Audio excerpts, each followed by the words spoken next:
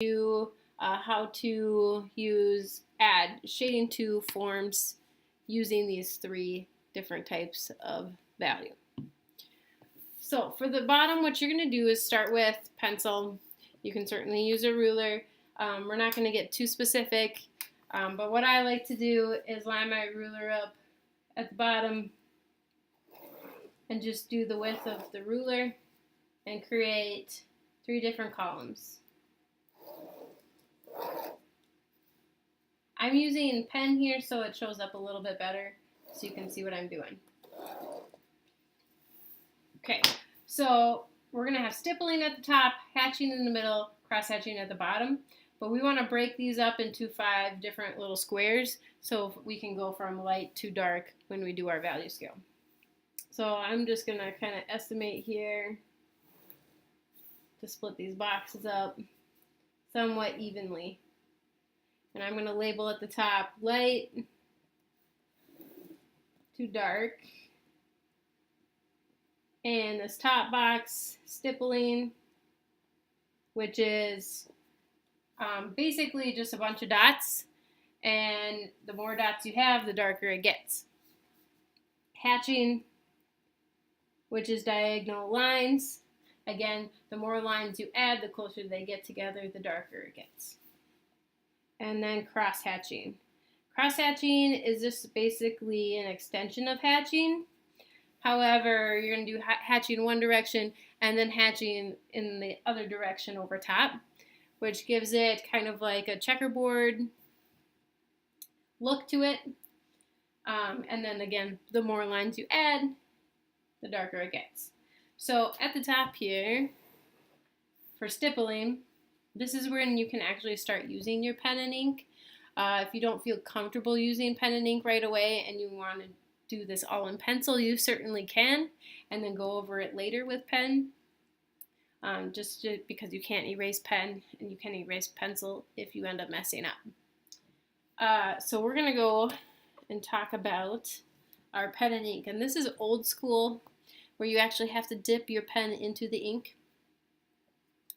So we have our little ink bottle and then our pen here. So the black part is the handle that you're going to be holding, and the metal part is what actually gets dipped into the ink.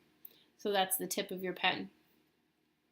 You will notice that there's kind of a little hole here. This is kind of the breather hole, kind of where the ink sits, and it will slowly drain down to the tip of your pen. If I push on my pen a little bit, you'll see that there's actually a split line there. That's kind of the river where the ink will slide down to the tip.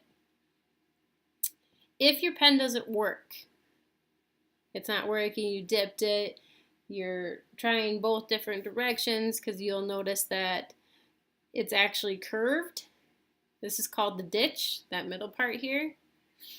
Try it both ways, with the ditch up or with the ditch down. I've noticed for me personally that it works better if the ditch is down and the ink flows a little bit better. But it's kind of your own personal choice. So try both ways if it's not working. Possibly second reason why it's not working is your tip could be broken. It could be split apart, so one side is higher than the other. It could be stuck open like this, and the ink's not going to work. It's not going to run out very good. So check that. You might have to get a new tip for your pen. Or also another thing to check is if there is ink that is dried onto your tip, clogging the river for the ink to flow. So those are a couple things to check. Okay, when you dip your pen, you don't want to get ink up onto your handle, because then you're going to get it all over your fingers. So you really only want to get ink about halfway here. And for stippling, so we're going to just add a couple dots here, because we want our first box to be nice and light.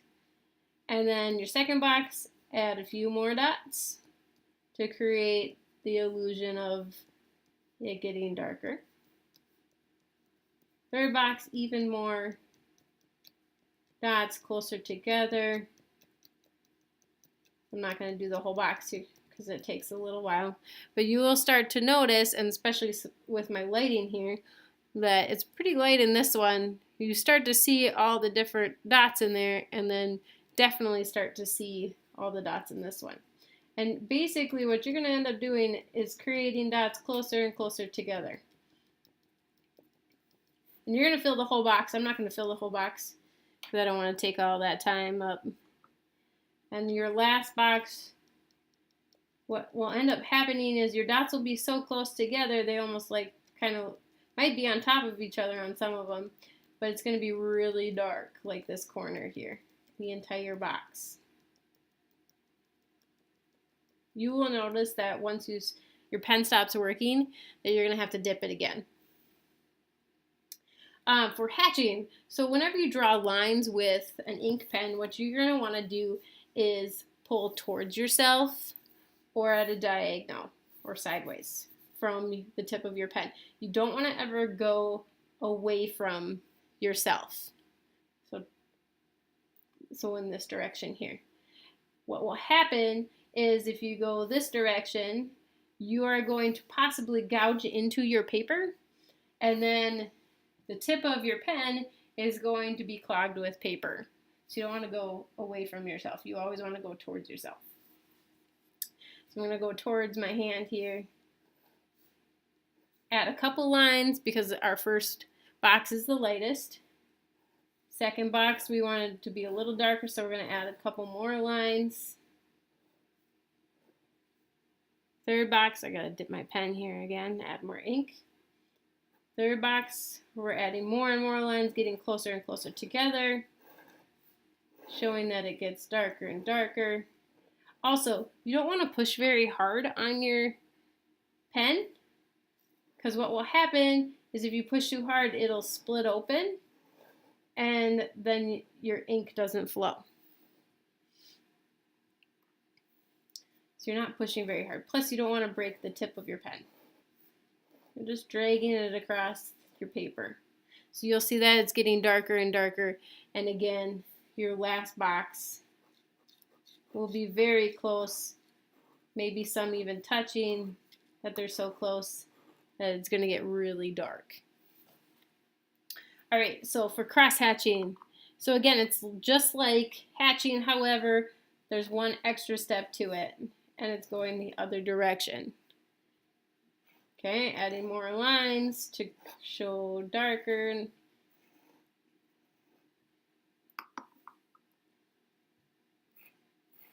Closer together. Other direction. It's getting, each box is getting darker and darker as we go. Okay, so then your last box should be pretty dark. All right, whenever you are done using this, or you're not going to use it for a while, because you're going to end up going back to pencil at some point, make sure you always rinse off the tip, because you don't want that ink to dry at the end, because then it won't work for you. So rinse it just in a cup of water, maybe wipe it off, dry it off, get all that ink off the tip.